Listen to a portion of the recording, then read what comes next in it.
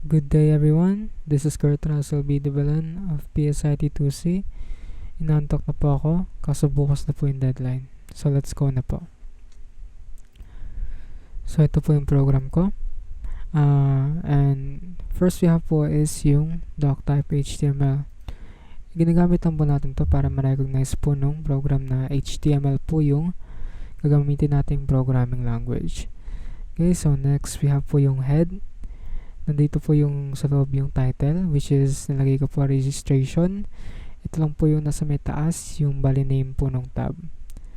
And next we have po yung body. Ito na po yung meat ng program natin. Nilagyan ko po ng malaki na message na nakalagay registration form. And then naglagay po ako ng image and music, audio. Para lang sa design lang po. Then dito na po mag-start yung form natin, where nilagay ko lang po yung ito po part na to kasi nakita ko sa Google and hindi ko po alam kung yung ginagawa pero nilagay ko lang po. May table po dito kasi gusto ko pong naka-align po yung kumbaga yung mga labels as well as yung mga input boxes para lang maayos tignan. And so yung ginamit ko po, nilagyan ko po siya lahat ng align left para lahat po ng labels and input boxes is naka-align sa kaliwa. Then, nandito na po tayo sa mga hinihingi nating input from the user. First one, we have po yung full name. So, yung po yung label. Then, input type is text. So, yung mga kaya ko po lagay ng required, ilagyan ko po kasi sa registration form. Kailangan naman po talagang i-fill up ang lahat. Kailangan kompleto yung information sa'yo bago mo mai-submit. And yung iba po nilagyan ko po ng placeholder kapag kaya naman po, wherein nilalagay lang po dito yung parang hint kung ano yung kailangan mo ilagay. Tapos dito naman po nakasulat syempre yung full name, so nilagay ko po yung full name ko para aware lang po yung mag-input na user. Next we have po yung password, wherein it is also type password. Nilagyan ko po siya ng minimum length of 5 characters, maximum length of 20. Required din po siya. Then we have email, type email. Required po siya. Placeholder niya is yung email ko po. Phone number, type tel. Nilagyan ko po siya ng pattern so that alam po nung user kung anong pattern yung kailangan ilagay. As well as yung placeholder, which basically does the same thing. Ginagawa po ng pattern is kapag hindi po ganito yung type ng pattern na nilagay po ng user is hindi niya po i-accept. So, kailangan po ilagay ng user is ang unang 4 digits na kanya po ilagay is coming from 0 to 9. Then, kailangan may dash. Same thing dito sa may dalawang section na to. Dito naman 3 yung kailangan niya ilagay bago yung dash. Then dito 4 po ulit. So, yun po. Next we have po is yung birth date, which is type date. Okay, self-explanatory naman po. May sariling menu naman yun sa may site.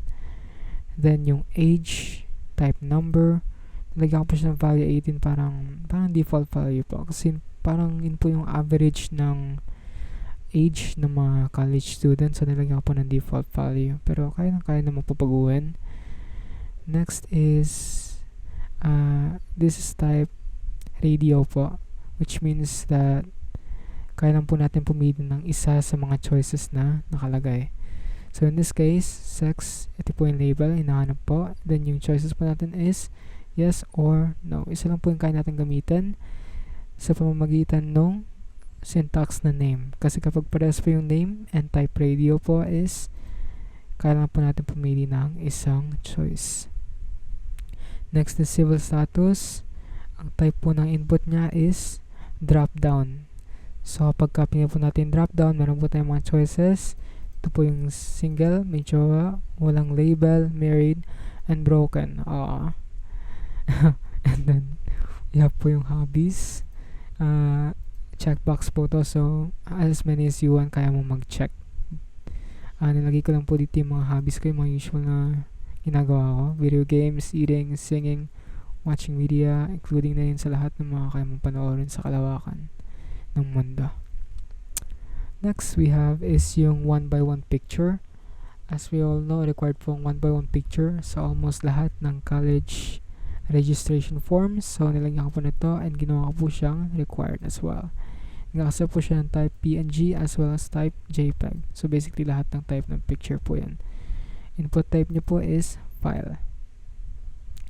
Next one po is comment. Kung gusto mo mag-comment sa ginawa ko, kung gusto lang naman, pwede namang hindi. So, hindi siya required.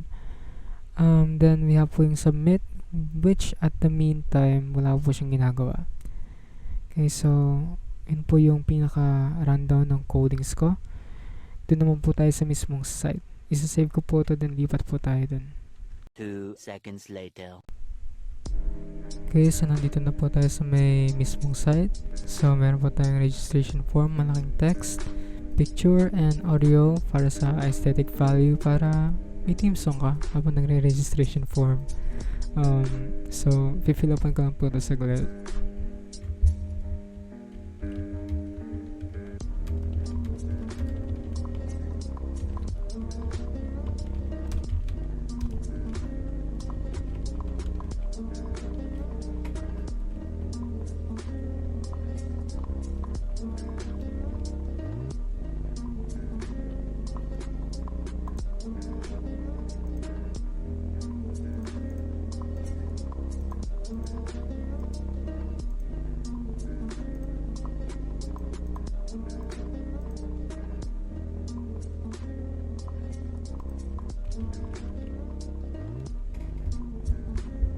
So, whereas hindi naman po lahat ng in-input ko dito is totoo.